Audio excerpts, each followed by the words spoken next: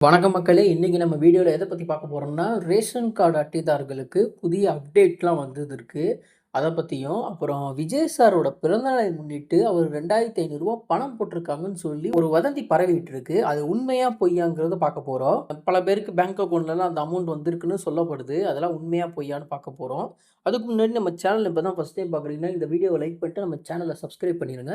சரி வாங்க வீடியோக்குள்ள போலாம். சமீபத்தில சமூக வலைதளங்கள்ல ஒரு தகவல் வந்து ரொம்ப பரவிட்டு வருது. அது என்னன்னா, விஜய் சாரோட பிறந்தநாளை முன்னிட்டு நேத்தி ரேஷன் கார்டுதாரர்களுக்கு பணம் வழங்கப்படும்னு சொல்லிட்டு இருக்காங்க.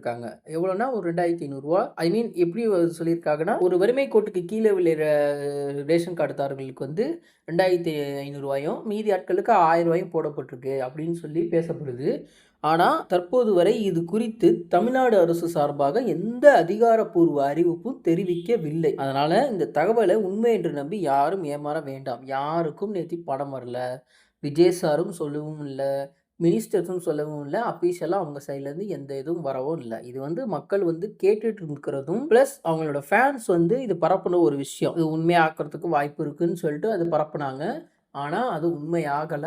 யாருக்கும் எந்த பணமும் வரவே இல்லை. ஸோ இதை எதிர்பார்த்து நீங்க ஏமாற வேணாம். அதிகாரப்பூர்வமா அறிவிப்பு வந்தா மட்டுமே தான் அத உறுதியா நம்மளால சொல்ல முடியும். சரி அது முடிஞ்சிருச்சு. இப்ப நெக்ஸ்ட் நம்ம என்னன்னா, இந்த வருஷத்துல ரேஷன் கார்டு வைத்திருப்பவர்களுக்கு என்னென்ன முக்கியமான விஷயம்லாம் நடந்திருக்குன்னு பார்க்கலாம். முதல்ல என்ன விஷயம்னா, புதிய ரேஷன் கார்டு விநியோகம் பற்றி பேசுவோம். ரொம்ப மாசமா வந்து ரேஷன் கார்டுக்கு அப்ளை பண்ணவங்களோட அப்ளிகேஷன்லாம் ஹோல்ட்ல இருந்ததெல்லாம் இப்ப என்ன செஞ்சிருக்காங்கன்னா, மீண்டும் பரிசீலனை செய்யப்பட்டு புதிய கார்டுகள் கட்டங்களாக வழங்கப்படுகின்றன என்ற தகவல் வெளியாகியுள்ளது. அதாவது இப்ப என்ன செய்ய போறாங்கன்னா, டிஜிட்டலா மாத்தலாம்னு சொல்லிட்டு இந்தியா ஃபுல்லாவே இது பேசப்பட்டு இருக்கு.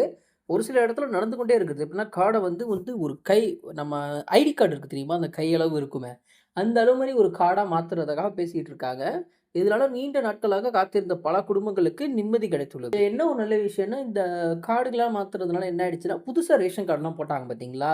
ரொம்ப நாளா வெயிட் பண்ணிட்டு இருந்தாங்கல்ல, அவங்களும் இதுல சேர்ந்து ஒரே வேலையா முடிச்சு குடுத்துட்டாங்க. அவங்களோட ஹோல்ட்ல இத்தன நாளா இருந்தது. இது ஒரே ஒரு வேலையா 2த்தையுமே சேர்த்து அவங்க முடிச்சுட்டு இருக்காங்க. அதனால மக்களுக்கெல்லாம் ஒரு சந்தோஷமா இருக்கு. அது ஒரு பக்கம்.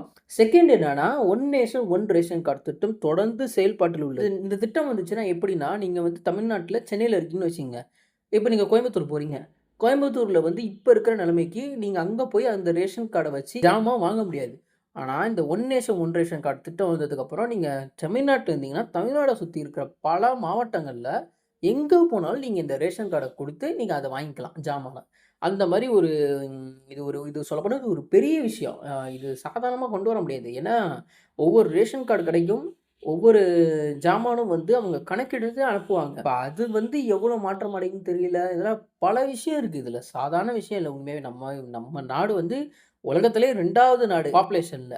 ஸோ இது எப்படி கொண்டு வர போறாங்கன்னு தெரியல. பட் ஆனா ஒவ்வொரு இடத்துலயும் சின்ன சின்னதா நடந்துட்டு இருக்கு. இது ஒரு பெரிய விஷயம். இது வந்தா நடைமுறைக்கு நல்லதுன்னு பல பேர் சொல்றாங்க. ஏன்னா பல பேர் பல ஊர்ல தங்கி தான் வேலை செஞ்சுட்டு இருக்காங்க.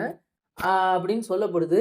ஆனா, ஒரு பக்கம் மக்கள் வந்து எப்படி சொல்றாங்க, நம்ம நாட்ல, நம்ம ஊர்ல இருக்கிறவங்க, வட மாநிலத்திலேருந்து வந்து நம்ம ஊர்ல இருக்கிறவங்கலாம், அவங்க வந்து எல்லாம் முக்காவாசி நம்ம சாமான வாங்கினாலும் வாங்கிருவாங்க. அப்படின்னு சொல்லி பயத்துலயும் இருக்காங்க. பட் இது வந்து நடைமுறைக்கு நடந்துட்டு இருக்கு. நமக்கு வந்து முழுசா வந்ததுக்கு அப்புறம் தான் இது நல்லதா, கெட்டதான்னு நமக்கு புரிய வரும். ஸோ இது ஒரு பெரிய அப்டேட். மேலும் ரேஷன் கார்டு சேவைகள் பெரும்பாலும் ஆன்லைனில் மாறி வருகிறது. இப்பலாம் புதிய ரேஷன் கார்டு முன்னெல்லாம் எல்லாத்துக்குமே நீங்க வந்து இந்த ஆஃபீஸ் போணும். கவர்மெண்ட் அஃபிஷியல் ஆஃபீஸ்க்கு போய் தான் அவங்க கிட்ட கேட்டு, அவங்க இது பண்ணி, அவங்க அங்க ஒரு கவர்மெண்ட் ஆஃபீஸரால மட்டும் தான் உங்களுக்கு ஒரு ரேஷன் கார்டு இதுக்கெல்லாம் அப்ளை பண்றதுலருந்து எல்லாம் பண்ண முடியும். அதுக்கு ஒரு பெரிய லைன் உங்களுக்கு தெரியும். நீங்க போயிருந்தீங்கன்னா உங்களுக்கு தெரியும். அந்த மாரி இருந்துச்சு. அதெல்லாம் வந்து மக்கள் ரொம்ப கஷ்டப்படுறாங்கன்னு சொல்லி, இப்ப எப்படின்னா ஆன்லைன்லே பல விஷயம் வருது. இது கார்டு புதுசா விண்ணப்பிக்கிறது, முகவரி மாற்றம், குடும்ப உறுப்பினர் சேர்த்தல் அல்லது நீக்குதல், விண்ணப்ப நிலை பார்க்குதல் போன்ற பல சேவையும் டிஎன்பிடிஎஸ் இணையத்து மூலம் செய்யப்படுகிறது. இதுக்கிடையில வேற ஒரு சில யூடியூப் சேனல்ல என்ன சொல்றாங்க, வாட்ஸ்அப் குழுல என்ன சொல்லிட்டு இருக்காங்கன்னா, ரேஷன் கார்டுக்கு நேரடியா பணம் வரும். அனைவரும் சிறப்பு போனஸ் கிடைக்கும். விஜய் பிறந்தநாளுக்கு ரூபாய் வழங்கப்படும். அப்படிலாம் பல பொய்யான தகவல பரப்பிட்டு இருக்காங்க. அதெல்லாம் எதுவும் நம்பாதீங்க. நீங்க அஃபிஷியலா என்ன பேஜ்ல போட்டிருக்காங்களோ, அத மாரி பாருங்க. விஜய் சார் நேரடியா ஸ்பீச்சுகள ஏதாவது கேளுங்க. அத பார்த்துட்டு அதுக்கப்புறம் நீங்க அவருங்க சொன்னாங்க மட்டும் நீங்க அத நம்பலாம். எனவே நண்பர்களே, ரேஷன் கார்டு தொடர்பான எந்த தகவல் இருந்தாலும் அரசு இணையதளத்தில் அல்லது அதிகாரப்பூர்வ அறிவிப்புகள் மூலமாக உறுதி செய்த பிறகே நம்புங்கள். இதுதான் இப்போதைக்கு நான் கேள்விப்பட்ட வரைக்கும் விஷயம். உங்களோட கருத்து என்னன்னு கமெண்ட் செக்ஷன்ல சொல்லுங்க. நன்றி, வணக்கம்.